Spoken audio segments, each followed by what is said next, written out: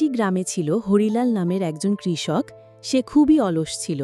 প্রতিদিন সকালবেলা উঠে সে কিছুক্ষণ বসে থাকত, তারপর বলতো, আজ একটু বিশ্রাম নেই, কাল থেকে কাজ শুরু করব। এভাবে দিন যায়, মাস যায়, কিন্তু তার জমিতে এক মুঠো ফসলও জন্মায় না। গ্রামের অন্যান্য কৃষকরা সকাল সকাল মাঠে চলে যেত। তারা জমি চাষ করত, গরু দিয়ে হাল চাষ করত, বীজ বুনত, জল দিত। আর হরিলাল শুধু তাদের দেখে বলতো, তোমরা তো পাগলের মতো খাটছ, আমি কিন্তু চালাকি করে কাজ করব।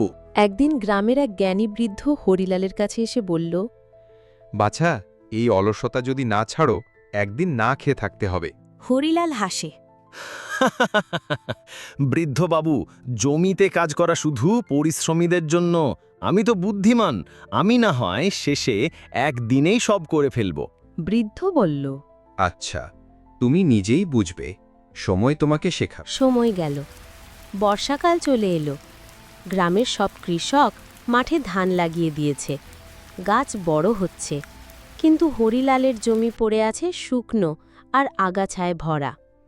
এখন সে ভাবল, এখনই যদি শুরু করি তাহলে কিছু তো হবে। তার কাছে ধানের কোনো বীজ ছিল না, তাই সে বাজার গেল ধানের বীজ কিনতে। কিন্তু বাজারে সব বীজ বিক্রি হয়ে গেছে, তাই সে বীজ কিনতে পারল না। সে যখন ফসলের বীজের জন্য হন্যে হয়ে দৌড়াচ্ছে, তখন অন্য কৃষকের জমি সোনালি ধানে ভরে উঠছে। অবশেষে হরিলাল বসে পড়ল মাঠের পাশে আর আফসোস করে বলল, ইস, যদি আমি সময় মতো কাজ শুরু করতাম। ঠিক তখনই আবার সেই বৃদ্ধ এলেন এবং বললেন, দেখলে, অলসতা কখনো বুদ্ধিমানের কাজ নয়, পরিশ্রমই সফলতার চাবিকাঠি। হরিলালের চোখে জল। সে বৃদ্ধের পায়ে হাত দিয়ে বলল, আপনি ঠিকই বলেছিলেন, এবার থেকে আমি প্রতিদিন পরিশ্রম করব। পরের বছর হরিলাল আর দেরি করেনি।